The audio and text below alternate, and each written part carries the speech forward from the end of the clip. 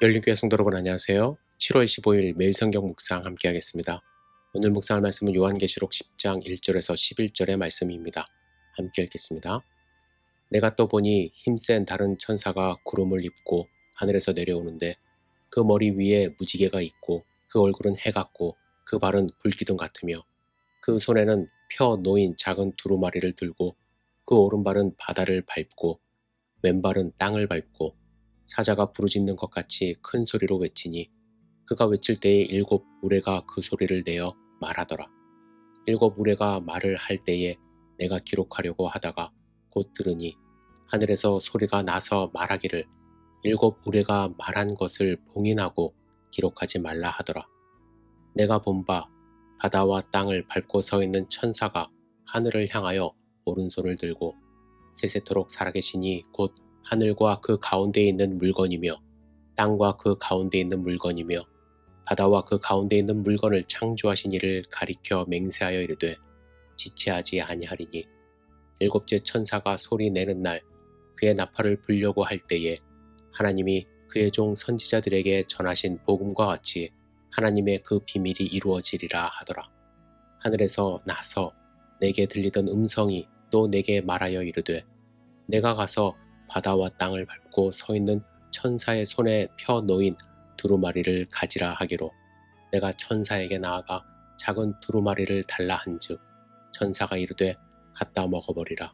내 배에는 쓰나 내 입에는 꿀같이 달리라 하거늘 내가 천사의 손에서 작은 두루마리를 갖다 먹어버리니 내 입에는 꿀같이 다나 먹은 후에 내 배에서는 쓰게 되더라. 그가 내게 말하기를 내가 많은 백성과 나라와 방언과 임금에게 다시 예언하여야 하리라 하더라. 아멘.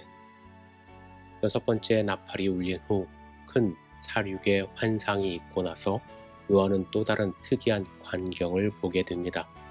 그것은 힘센 한 천사가 하늘에서 내려오는 모습이었습니다.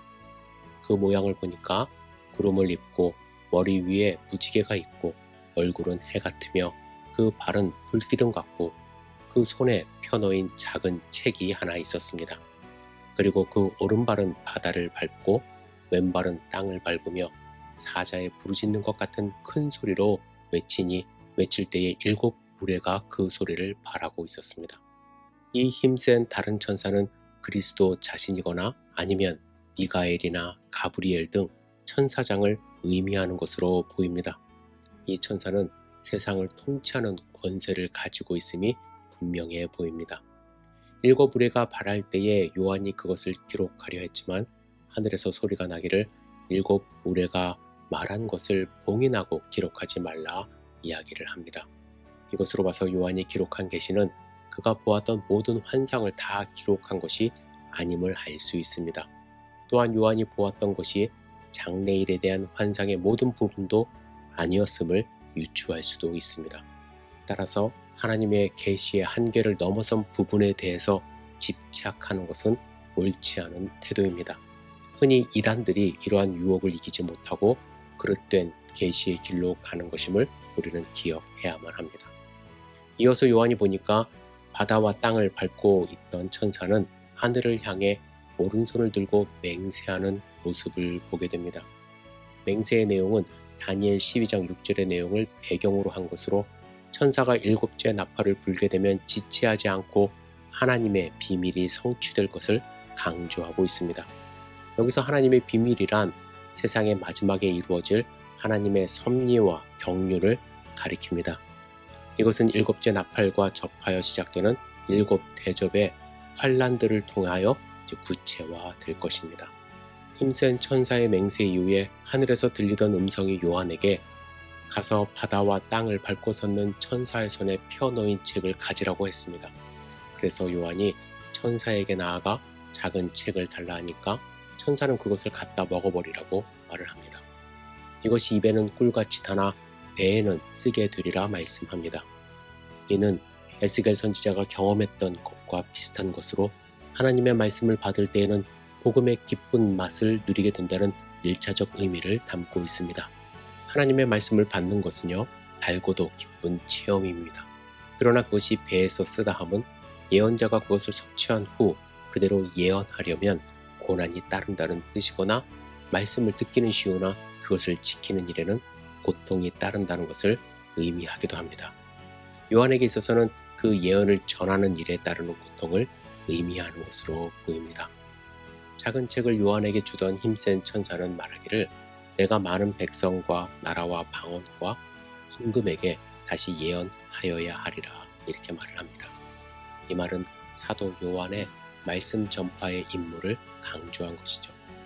작은 책의 환상을 통해서 요한이 지금 보고 있는 환상이 의미하는 바가 무엇이며 그것이 온 인류에게 얼마나 중요한 것일까를 다시금 상기시켜주고 있습니다. 특히 요한이 전해야 할 예언의 대상에는 백성과 나라와 방언과 임금들이라고 해서 모든 계층과 모든 나라 즉 인류의 역사 전반이 포함되어 있음을 알 수 있습니다. 따라서 사도 요한이 먹어버린 그 예언의 책은 단순히 요한 자신의 호기심을 충족시키거나 자신의 기쁨을 위한 것이 아니라 온 세상에 그를 통해서 전해져야 할 예언의 메시지를 위한 것임을 누구보다도 요한 자신이 깨달아야 했습니다.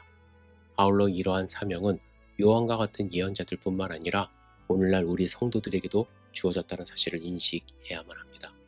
우리들은 하나님의 복음의 비밀을 맡은 자들입니다. 따라서 하나님의 능력의 복음을 사람들에게 전하여 그 복음이 확산되고 하나님의 뜻이 전파되는 일에 최선의 노력을 경주할 수 있어야 합니다. 오늘 우리가 함께 읽은 요한계시록 10장에는 오늘 우리가 함께 읽은 계시록 10장에서 요한은 7 우리의 소리의 환상과 함께 놀라운 예언이 전개될 것에 대한 암시를 받았습니다. 또한 입에 단 작은 책을 먹기도 했습니다.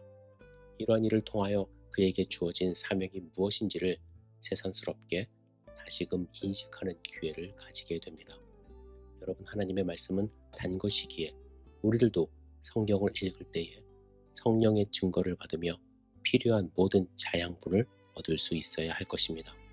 특히 요한에게는 그 달디단 말씀이 배에서는 쓰게 되어 그것을 전하는 데 고통이 따를 것을 암시하십니다. 시대의 빛을 비추는 선지자의 길은 그렇게 고통스러운 것입니다. 따라서 이러한 사명이 오늘날 우리 그리스도인들에게도 주어졌다는 사실을 자각해야만 합니다. 하나님의 말씀이 그냥 단 것으로 끝나는 것이 아니라 우리가 그 말씀대로 살아갈 때에 그 말씀이 우리 배에서 쓰게 될 수 있음을 우리는 알아야 할 것이고 우리도 하나님의 말씀을 전하는 것에 대한 사명을 게을리하지 않도록 노력해야만 할 것입니다. 오늘 하나님이 여러분들에게 주신 사명을 잘 붙잡고 오늘 승리하는 삶 사시기를 주님의 이름으로 축복합니다. 기도하겠습니다. 전능하신 주님, 오늘 하루의 삶을 온전히 주님 앞에 드리며 기도합니다. 경건한 삶 살 수 있도록 인도하여 주시옵소서. 하나님의 말씀에 순종할 수 있도록 인도하여 주시옵소서. 하나님의 말씀을 달게 먹고 혹시 그것이 내 배에서 쓰다 할지라도 그 말씀대로 승리하는 삶 살아갈 수 있도록 주여 축복하여 주시옵소서. 오늘 하루의 삶을 온전히 주님께 의지하며 드립니다. 예수님의 이름으로 기도드렸사옵나이다. 아멘.